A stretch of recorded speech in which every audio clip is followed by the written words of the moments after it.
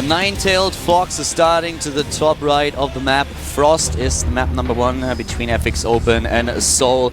This is the Towel Terran. This is FXO GuMiho. GuMiho. GuMiho in this matchup, pretty solid. 50 maps played, 50% win ratio. And he is up against the player to the top left, the former NS Hosa Zerg. It is SSanaEE. There's SSanaEE. Very new to the StarCraft 2 scene. Okay. Well, that's some interesting fan art there. Yeah, definitely. It looks like him, you know. Well, GuMiho. Ooh. I don't know if it's like trying to put out the O or like emphasis on who, as if like he's an owl or something. But I don't think that's really the point. I don't think so. But you know, because if you say who, it's almost like you're asking who is he. I thought it was just okay. Now you're overdoing it. GuMiho is what I was feeling there, right? Detective Wolf is on the case. That's what I'm thinking. Because I mean, if you extend the vowel. I think he wanted to extend the vowel. He didn't want to change the vowel. He wanted to extend it. You should go down during the break and ask I'm sure he's listening to everything I'm saying. I saw he had earbuds in, so he's probably listening to English commentary. He can enlighten you later on. He probably wants to tell me, but he can't come up here and tell me. I mean, if he knew how to get up here, he might, but...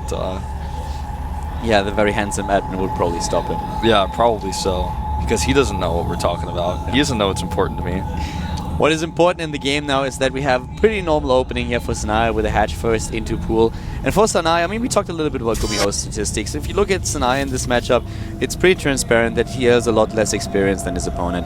He's actually 2-5 against Korean Terran players offline, and the matches that he won were against the single play. He won a best of 3 without dropping him up against Kong. That was just recently, it was like roughly 1.5 months ago. And he lost matches before that against Ryang, Cure, Sound, and Dream. So SSanaEE definitely the player who has to prove himself here. GuMiho rather the player who wants to like perform on the same level that he did in the past. Yeah, he's gonna get a really fast factory out here.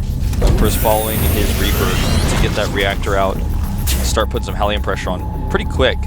Unfortunately for GuMiho, he doesn't know his opponent's starting location, so the Reaper is not going to give him very much information early. He's going to scout incorrectly. He may intercept this Overlord, which would give him a good idea. And the Zergling is, of course, already out, so the Reaper not going to do any damage whatsoever. And it's going to be very late in knowing that speed's coming out. Yeah, and he's still trying to block the gas here at the bottom. You know, I wonder if he wants to use that drone to try to see if the factory completes or not. I guess that's probably what he's going to do with it. The drone is probably just going to be for scouting reasons. I mean, taking the second gas at the natural doesn't usually do you a whole lot of good. Ooh. So that doesn't make too much sense if he doesn't have anything for scouting. But he's already working with the drone and trying to take down one of those SCVs. The Zerglings are helping out as well, just delaying that command server for as long as he possibly can. Yeah, you know, having that drone there actually makes a huge difference in how he can finish this, or in this case not. Because he knows that there's going to be no units out for GuMiho with that fast reactor. Wow, he got already 1 kill. Did he get the second as well? No, he didn't. Only 1 Harvester kill so far. The Zergling goes in. Oh, it's surrounded. That's just mean. I mean, that was 5 against 1. There's no fair play there. No fair play. And that did delay GuMiho's command server pretty significantly. But he lost a few minerals to do it with that drone. All those cancels start to add up. Also, I think he's pretty happy about this, delaying it a little bit, forcing the SCVs off the line for just a few seconds and only sacrificing a couple of Zerglings, so I think he's pretty okay with that. The drone actually escapes the vision of the Reaper and can now instantly drop that third base around 620. So, pretty good position actually here for SSanaEE. Speed is kicking in, he can use his Zerglings to just make sure that he chases down the Reaper.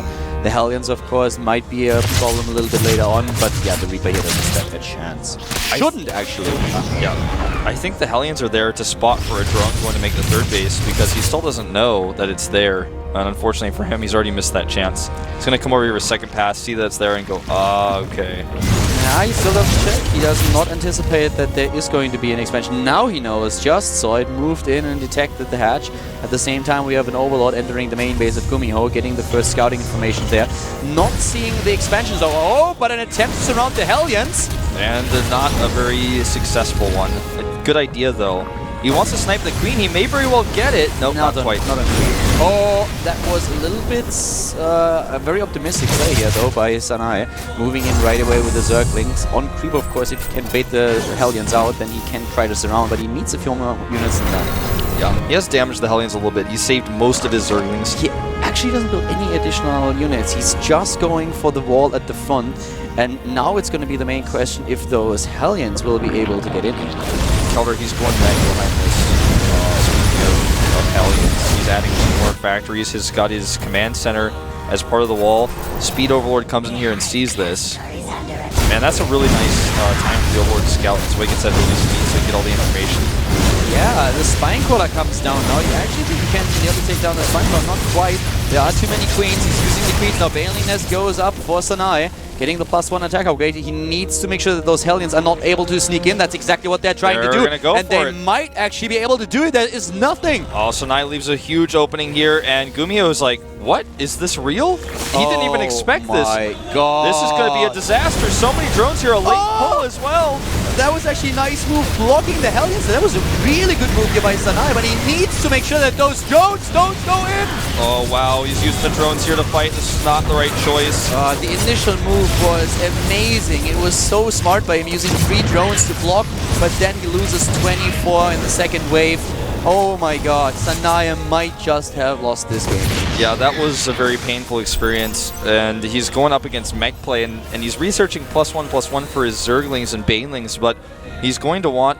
I think he may want some roaches here against this type of play rather than going into more lings, especially considering how many Hellions are still on the map. What he really would like to have are Swarm Hosts, yeah. But that is a long way down the road. The problem for him really being, the initial defense was amazing. He pulls all the drones together, he splits 3 off and puts them on hold position. He blocks all of the Hellions, gets in with the Zerglings and the Queens and starts doing damage. The problem for him was that he didn't have enough units, so he pulls the rest of the drones away, but once the initial 3 that were blocking the Hellions are gone, you can't protect the rest of them. So he didn't have anything there. It was a huge oversight by SSanaEE, and he's paying dearly. Yeah, he's in a lot of trouble now. He's spent a lot of larva to redrone, and that means that his unit count is pretty low right now. 22 lings on the way.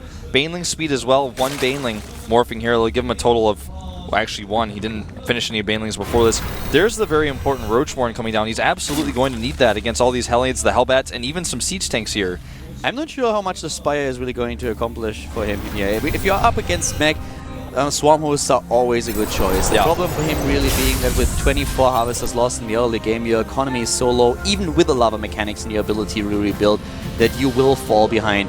But right now, also with the tech that he chooses, going into the +1 attack upgrade for range, I think that Swarm Hosts might have been the better choice here. The problem really being is, as soon as GuMiho identifies what's going on, he will just crank out anti-air, and that should be soon enough to help him. And that first Thor is already building. Yeah. And, you know, also, it's really easy for him to just add a few Widow Mines in to help deal with Mutalisk as well. But the Thors here are so useful. They're even decent against ground units because they fire so quickly. They do a lot of burst damage. He just has his 3rd base up for free. SSanaEE cannot pressure, and if you ever are meching and you have 3 bases up for free, that is exactly what you want. It allows you to build the composition that you really want to have here. He does not have Blue Flame, don't forget either, for his Hellions. Drop is coming in now, though. He's going in with the Medivacs. Has already been spotted, of course, and is already being followed. But those lings are definitely not where they should be. A lot of them already going down on their way to the main base. The Baneling not doing anything at all. And here comes the drop right on top of the Queen. Is trying actually to hit those Harvesters. The 2 Hellbats are already in there. Then another 2 go straight into the net. No, SSanaEE, no!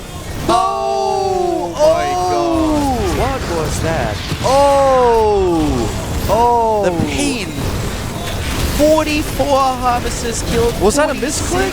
I mean, you gotta realize the Hellions are still there. Do you think there was only 1 Medivac? I do not know what he was thinking, but it was definitely... I mean, I have no words for this. 46 Harvesters killed in total. He pulled them away and then stacked them up and rallied them right into the Hellbats. I think maybe he thought that GuMiho was gonna go pick up to chase. You know, yeah, but then he just didn't, and the drones all died. The problem is he had Hellions at his 3rd base, and he had another set of Hellbats at his natural, so I think he was just completely overwhelmed with what was going on. But right now, I mean, the worker supply is still in his favor thanks to the lava mechanics, but the problem is that he can't build a whole lot here anymore. He goes into the infestation pit now. That will allow him access to the swarm host then. But in general, just looking at the upgrades, the position of GuMiho is already incredible. And now with Vikings to zone the Mutalisks out and a couple of Thors on the ground to make sure they can't cluster, this is not looking good. I really like this counterattack though. He goes around the location that GuMiho would not expect him to go for. He takes a long way here. Unfortunately, he's not going to get a whole lot considering the mech army is pretty mobile and able to come over here and deal with this. I mean, I say mobile, but I mean to say it's just nearby. I mean, you can easily just walk it right over and deal with this. And I'm just waiting for the sunglasses here. Yeah. This is, I mean, he's going into Swarm Host now. I think that's something that he should have done right from the start.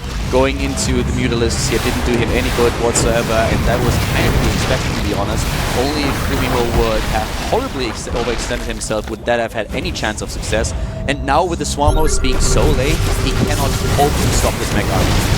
This is an A-move situation right now for GuMiho. He can actually go for a smoke, and he can come back to welcome the TV screen. Yeah, and I think that with these 4 Swarm Hosts coming out, he's going to realize that defeat is inevitable. More drones stacking up to die.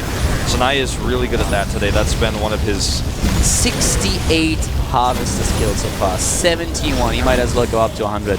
If he would have gone straight into Swarm Host, he would have had a chance to stop this. Yeah, maybe. Yeah, even then it's a maybe, but like, with going into like Mutalisks first only works if you can really blindside GuMiho, and that just doesn't work. Yeah, no, definitely not. GuMiho's about to hit +2, which is going to help him. And even these Vikings are killing Mutalisks. Usually as a Zerg player, if you see Vikings going up against the Mutalisks, you're like, sick, it's Christmas, come early! But not in this situation. No, goodbye at the final Mutalisk. And the base is dead here. Spire about to get killed. Looks like he just canceled one of his upgrades there. I think that with the scan, these Swarm Hosts will die, and so will SSanaEE's chances of taking this first game. I mean, he transfuses here, but that's already done. I can hear the Fat Lady singing. You know what's funny is the Locusts actually give the splash damage to kill a Swarm Host without a scan. Yeah, that's actually true. And GG. GG and game over. GuMiho takes game.